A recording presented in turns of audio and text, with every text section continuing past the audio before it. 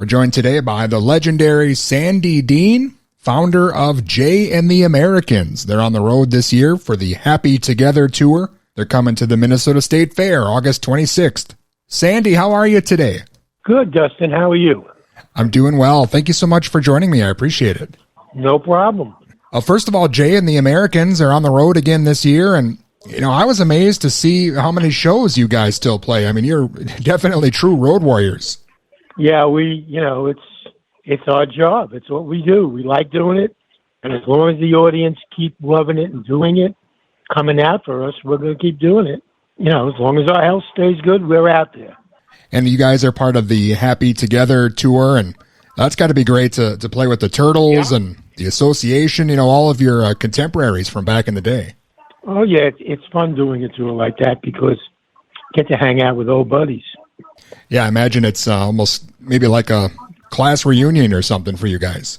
Yeah, exactly. It's really kind of fun to see people, and you still recognize them, and they still sound pretty good.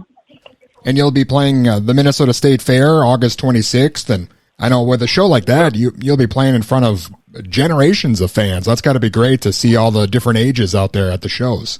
Yeah, that's one of the things that we really enjoy the most, is seeing the younger people come out and love the songs same way that the people that bought the original records did. It's really nice. Well, Sandy, can you talk a bit about the early days of the group? I mean, right off the bat, you were working with Lieber and Stoller and, doing a lot of cool stuff. Yeah, that was the big stepping stone. Getting with those guys was like going to rock and roll university. They were just so talented, and we learned so much, working at their feet, so to speak, and hearing the songs they wrote, how they produced records. I mean, we really learned how to be recording artists by following their blueprint. We signed with them because we loved the Drifters, and we admired them tremendously, both as singers and as the records that they made. And those productions and those arrangements were because of Jerry and Mike, Lieber and Stoller. So that's where we wanted to be, and we were lucky enough to get there. It was a thrilling thing. We were from the day one surrounded by big stars, the Drifters, the Coasters, the Exciters, Benny King. It was an endless list of famous people. And we had no choice but to either get good or disappear. So we chose to get good. Yeah, definitely. You guys were there right from the beginning, and you've gone through all the different variations of just the music business in general, and things are kind of going back to the way they used to be back in the old days, where people are putting out singles, and that's kind of the way the business has become again, like full circle. Yeah, it's going. Next thing you know, AM radio account. I mean, it was so funny to see how everything evolved from even the radio airwaves and records. Half the people don't know what records are. It's all streaming now, but it's working its way back. Vinyl is starting to make a comeback, and we've seen so many changes, but one thing is constant: the love of the music. Music still stirs people up and excites them and makes them happy. And that's what it's all about. It's all about enjoying the music. And one thing I loved about that time period that you don't really see a lot anymore would be bands kind of appearing in films. I know you guys were in the Wild Wild Winter. It was always cool to see groups just kind of pop up out of nowhere in these films. Yeah, it was a fun experience. It was a very strange movie. Guys running around in make-believe suits, animal suits. But, we saw the process, and we understood how it worked. The premise of the movie we thought was ridiculous, but it was an opportunity to be on film and to write a song and perform it. So we did it. Check that box off.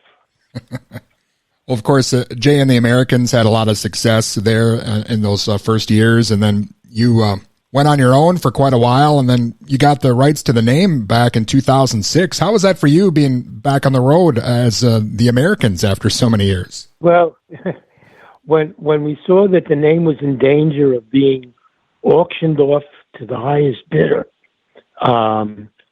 We were afraid that, some unscrupulous promoter would buy the name and put four guys, young 20-year-old guys out in suits claiming to be us. And rather than see that happen, my son and I decided to try and buy the name to protect it. And when we did it, we had no idea after such a long hiatus that we would ever do it again. I mean, the Americans, even after the group split up, remained friends. We were lifelong friends.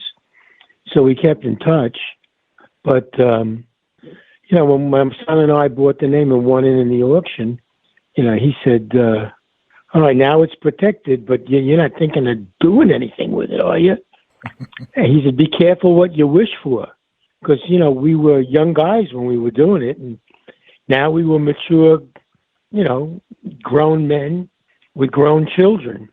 So he said, be careful what you wish for. So when we were buying the name in the auction, somebody bid on the name from Chicago. And they gave me the name of the person bidding. And it was a guy who had a local band in Chicago that sang Will Janie American stuff. So I was curious. I said, you intend to put a group together? He said, well, I can't. Because there's a law that was just passed in Illinois that says truth in music, if you don't have one original member, at least, you can't say you are that group and defraud the public. You have to have some claim to the name other than buying it. So he withdrew his bid, but I said, well, you're any good? He says, I'd like to think so. So Howie and I flew out to Chicago to hear him play. And he is now J number 3, the third J.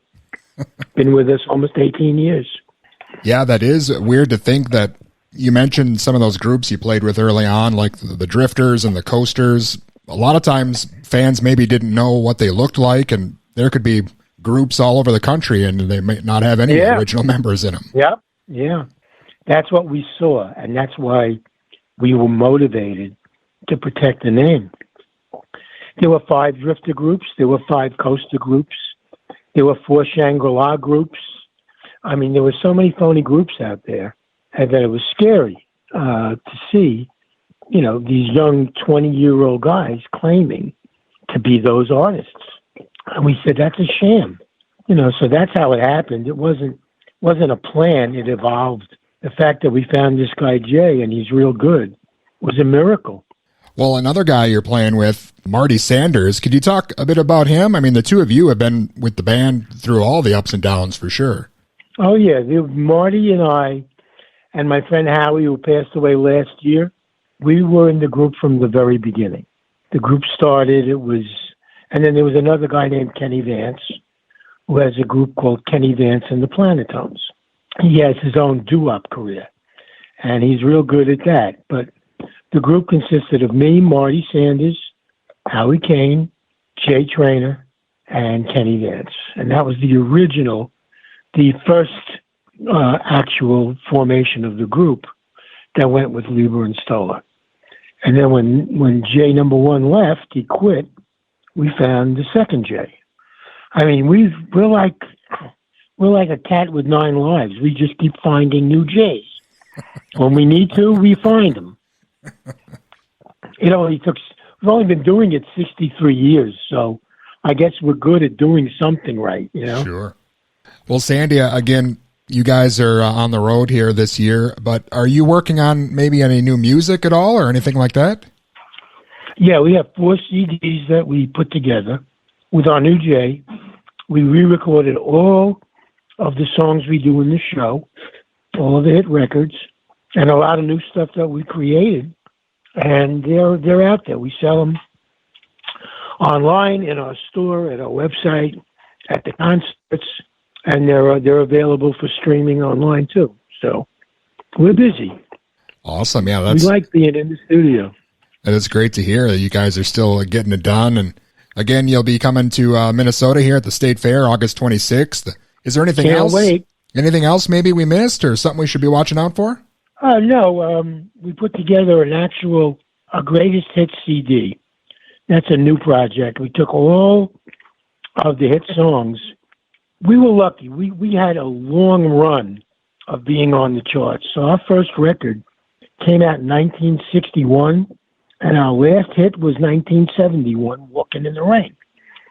So they're all spread out on different albums, even when they were originally put out by United Artists Records.